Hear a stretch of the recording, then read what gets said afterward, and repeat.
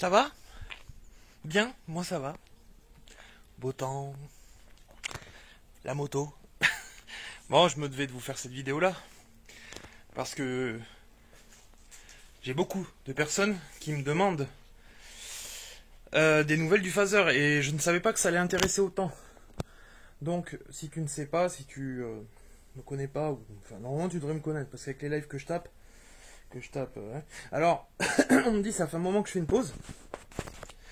Regardez ma dernière vidéo, il y a 8 jours. Alors, si 8 jours c'est beaucoup, qu'est-ce que 15? Je peux pas faire mieux que ça. Je vais suivre l'objectif. Bref, voilà, on trêve de plaisanterie. Pour ceux qui paniquent, je reviens. Alors, qu'est-ce que c'est que cette bouse? Mama dit câble livreur. Ah, petit colis Amazon. Ça, c'est la vie. Donc, c'est un petit peu le dawa parce que je bosse là. Sortie de Grange, cette moto est restée enfermée il y a 16 ans. J'ai donc rejoint un groupe Phaser Club, hein, bien sympa. Ça n'a rien à voir avec les mobylettes, par exemple. Ils sont beaucoup moins extrémistes. Non, très sympa, le petit groupe, les mecs sont sympas. Bon, bien sûr, hein, t'as toujours des Einstein de malades, mais voilà, regardez-moi, 16 ans, alors j'ai déjà fait 200 km avec, hein, je vais vous expliquer un petit peu ce que j'ai fait dessus, parce que voilà, j'ai acheté ça 500 balles. Pourquoi 500 balles? Eh bien, parce que la dame qui roulait avec, euh, en gros, elle m'a dit, je l'ai mise au garage, le garage m'a dit qu'elle en avait pour 1500 euros, grosso merdo, ça fait une moto à 2000 euros. Donc je dis, bah, 2000 euros, pas de problème, hein. Moi, je vais en faire. Bref.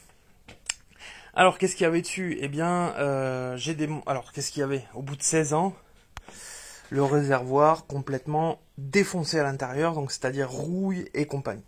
Problème d'avoir de la rouille et des copeaux, c'est que si jamais je roulais avec le réservoir dans cet état-là, tout se fout dans les gicleurs. Pas grand risque pour le moteur, parce que bon, voilà, mais surtout pour la rampe de carbu.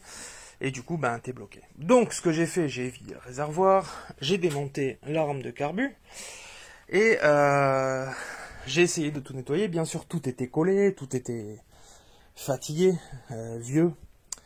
J'ai donc essayé de remonter ça comme ça. J'ai réussi quand même à la faire péter. Elle tournait sur un cylindre, puis deux, puis un. C'était bizarre. Bref, j'essaie de vous condenser un petit peu l'histoire parce que c'est long, hein. Je l'ai démonté, je vous mens pas, si je l'ai démonté 10 fois, je l'ai démonté 10 fois, hein. Fallait que je comprenne bien le délire, fallait que je comprenne pourquoi elle tournait comme ça un moment et pas l'autre, voilà, vraiment j'avais besoin de comprendre, et donc voilà, j'ai acheté un kit de rénovation de carburation, c'est pas grand chose, hein, c'est des joints et un siège de gicleur ici et là, j'ai tout changé, et pareil elle déconnait un petit peu, je comprenais pas, et en fait c'était les gicleurs intermédiaires, alors je ne sais pas si c'est le gicleur de ralenti, mais bon, en tout cas pour moi c'est le gicleur intermédiaire, qui était vraiment avec beaucoup de dépôts à l'intérieur, et ce qui fait que quand je passais l'aiguille dedans, ben, du coup dès qu'il y a de l'essence qui repassait, pouf, il y avait petit à petit des dépôts dans le gicleur qui se déposaient dedans, voilà, enfin, ça venait pas du réservoir, hein, ça venait vraiment du gicleur. Bref, il va falloir que je la démonte quand même encore une fois, parce que maintenant je reconnais un petit peu à l'oreille comment mon moteur tourne, quand les gicleurs là sont hyper propres, et quand les gicleurs commencent à avoir un petit peu un trou réduit. Donc là, je sais que je vais devoir le redémonter, mais ce que je vais faire, c'est que je crois que je vais changer les 4 gicleurs pour pouvoir avoir un moteur qui tourne rond parfait. Là, elle démarre, elle tourne très bien. Franchement, elle a la patate et tout, mais voilà. J'ai fait une vidange du moteur, bien évidemment. Alors, j'ai pas pu la faire chauffer quand j'ai fait la vidange. Parce que le moteur démarrait pas, donc j'ai vidé l'huile. J'ai acheté de l'huile 100% synthèse, d'ailleurs pour ceux qui ont des bécanes, hein, je sais pas, mais j'ai trouvé une petite huile sympa. Alors je me suis bien renseigné, vous inquiétez pas sur les huiles. Je sais qu'il y en a qui achètent de la Carrefour, d'autres qui achètent des huiles à 50 euros. Chez Super U, ils te font cette huile là 100% synthèse à 7 euros le bidon, les 2 litres. Enfin 8 euros je crois exactement. Les normes, c'est les mêmes normes que les huiles que vous retrouvez. Bref, j'étais très content de cet achat.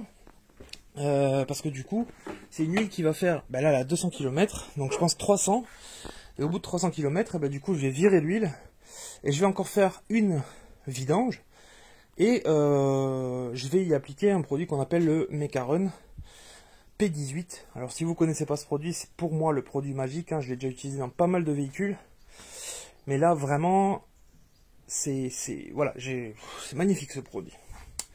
Donc au bout de 16 ans, cette moto a démarré, j'étais très content. D'ailleurs, regardez l'état du kitchen au bout de 16 ans, hein, je l'ai juste regraissé. Hein. Il est vraiment dans un état magnifique, la moto a été dans un état de conservation plus que raisonnable, parce que quand vous regardez toutes mes durites, elles ont gardé tout leur flex. Regardez-moi ça, il n'y a pas une durite sèche. C'est vraiment incroyable l'état de conservation dans lequel a été cette moto. Il y a quand même des petites choses qui déconnent un peu, notamment si vous voulez, dedans il y a une jauge, voilà, la jauge qui déconne un peu, mais c'est logique, je pense qu'elle va se faire avec le temps. Elle est un petit peu collée, c'est bien normal. J'étais en train de faire la purge du frein arrière, n'est-ce pas Alex?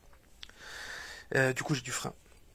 Et alors ce qui est intéressant, c'est que j'ai trouvé le pourquoi du comment, pourquoi cette dame elle a arrêté de rouler il y a 16 ans avec cette moto. En fait elle devait connaître Joel Bricolo, qui lui a dit, alors j'espère qu'elle ne verra pas cette vidéo parce qu'elle est quand même gentille, mais c'est la personne qui lui a... C'est la bombe haute température pour le cylindre. En démontant la rampe de carbu, j'ai découvert un gicleur qui n'était plus vissé dans son logement, des vis qui manquaient, la pompe, parce que ici vous avez donc là la pompe qui aspire le carburant, il était juste inversé, voilà, elle était inversée, normal. Donc forcément la moto elle n'avait pas démarré. Et un frein arrière qui fonctionnait plus. Donc je me suis dit la dame en fait elle devait avoir un problème au niveau de la moto quand elle accélérait ou quand elle était au ralenti, dû au gicleur et aux vis dévissées du carbu là, enfin qui manquaient.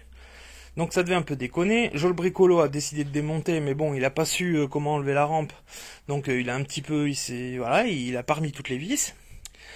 Et puis si on ajoute à ça le frein arrière qui était avec le liquide de frein plein dans le bocal et qui n'était pas purgé tout simplement, et en plus ni bouché ni rien, j'ai juste remplacé le liquide de frein, parce que bon, faut pas laisser du liquide vieux, hein. Moi j'ai repris du DOT 4, voilà, c'est la base de ces voitures, de ces motos là, même si apparemment le 5.1 peut être bien, bon. Bref, j'ai remis du DOT 4, j'ai fait ma purge, j'ai eu frein arrière magnifique, frein avant pareil. Et donc voilà, la cause c'est ça, c'est que Joel Bricolo avait tripoté sa moto, et que elle s'en est un petit peu dégoûtée, je pense, le fait que ça déconne un peu alors qu'elle devait rouler simplement. Elle l'a mis dans sa grange et elle l'a abandonné pendant 16 ans. Voilà l'histoire de mon phaser. Alors je dis que pour 500 € avec les papiers, on peut pas demander mieux. Regardez-moi cette plaque à l'ancienne, s'il vous plaît. Voilà. Et alors, je vais changer les pneus, hein, forcément, parce que bon, les pneus ont 16 ans. Je vous ai dit que j'ai roulé 200 bornes. J'ai donc bien essayé. Alors j'ai 2006, mon permis je l'ai passé en 2006. Et j'ai toujours eu une moto quasiment, sauf les dernières années où j'avais des problèmes de dos. Donc bon, je sais conduire une moto, je suis pas un pro pilote, hein, je sais conduire une moto. Et si vous voulez, les pneus secs, je me suis dit vas-y, je les essaye quand même. T'as raison mon pote, les pneus sont nickel chrome. Vous voyez que j'ai un petit peu attaqué une fois chaud, hein, on commence à... Ils sont exceptionnels, c'est un Dunlop. Et du coup, non, je roule, hein, je vais pas taper des pointes avec parce que sait-on jamais, mais en roulage route, je vais quand même le rouler un petit peu ces pneus. En attendant d'avoir les neufs, j'étais vraiment surpris encore une fois. Je me suis dit, je vais avoir des pneus secs. J'en ai déjà eu des motos avec des pneus secs. Là, c'est pas du tout le cas. La conservation de cette moto est juste redoutable, redoutable. Pour parler un petit peu du phaser, si ça vous intéresse, donc c'est un 600. La base moteur de cet engin, alors le R6 est le R6, hein, Yamaha R6, de 1980, non de 2000 on va dire, est à peu près similaire au niveau du bloc, sauf les arbres à cam qui sont différents, ce qui fait que les sorties des gaz et l'admission sont différentes, et du coup on a une sorte de bride sur cette moto de base, qui est quand même à 94 chevaux, c'est pas rien pour un 600, ça fait partie des meilleurs 600 que vous pouvez avoir sur le marché en gamme GT comme ça. Le Hornet est peut-être un tout petit peu au-dessus, le Bandit est carrément en dessous. Bon voilà, c'est un excellent moteur, il y a rien à dire. pour continuer de lui parler du moteur, donc j'ai roulé un petit peu avec, hein, je vous ai dit, j'ai fait les 20 premiers kilomètres en mode rodage complet, hein, normal, hein, je peux pas faire autrement, d'ailleurs même les 200 km ont été faits en mode rodage. Et je pense que j'ai un arbre de boîte de vitesse qui ronronne un petit peu. Vraiment, bon, au début, je me suis dit, on va voir jusqu'où ça va aller. Hein. Je suis obligé de toute façon de rouler pour voir un petit peu. Et il s'est stabilisé au bout de 60 km. Je l'entends. Et donc, d'où le Mecassil P18. Je vais en mettre et je vous retiendrai au courant en live sûrement parce que je vais pas faire des centaines de vidéos sur le phaser. Hein. J'en fais qu'une, voire deux. Je vous dirai si ça a soulagé un petit peu l'arbre de transmission. Peut-être aussi mon kitchen est un peu bruyant puisqu'il est vieux, je ne sais pas vraiment. J'ai pas de point dur particulier. Mais il y a peut-être lui aussi qui est bruyant, hein. Ça peut être très bruyant quand un kitchen est foutu. Donc bon, pour moi il est bon. Voilà. Les 200 km se sont très bien passés. La rampe de carburation c'est du Mukini, hein, de base. Très bon carbu, franchement c'est la quali totale. Et puis, hop, la bulle, hein, très réputée du phaser, qui est une bulle GT qui vieillit pas pour moi, à mes yeux en tout cas, elle vieillit pas. Il y a un système de frein double disque à l'avant, double étrier. C'est juste royal. C'est un gris, alors j'ai jamais eu en gris, hein, c'est ma troisième, j'ai jamais eu en grise, hein, je l'ai eu en noir, je l'ai eu en rouge, enfin bordeaux plutôt, et là je l'ai eu en grise. J'ai encore le silencieux d'origine, qui va rester un petit peu. C'est vrai que je suis pas fan. Le bruit du silencieux d'origine, je suis pas fan. J'ai jamais eu de silencieux d'origine sur mes motos, sauf quand j'avais acheté mon Bandit 9. Mais j'avais tout de suite pris un pot Micron. Scorpion. Là, pareil, je me mettrai un petit silencieux parce que j'entends trop le moteur. Ça fait, j'entends trop le moteur. Je suis pas fan. J'aime bien, mais on verra bien. On verra bien. Bref.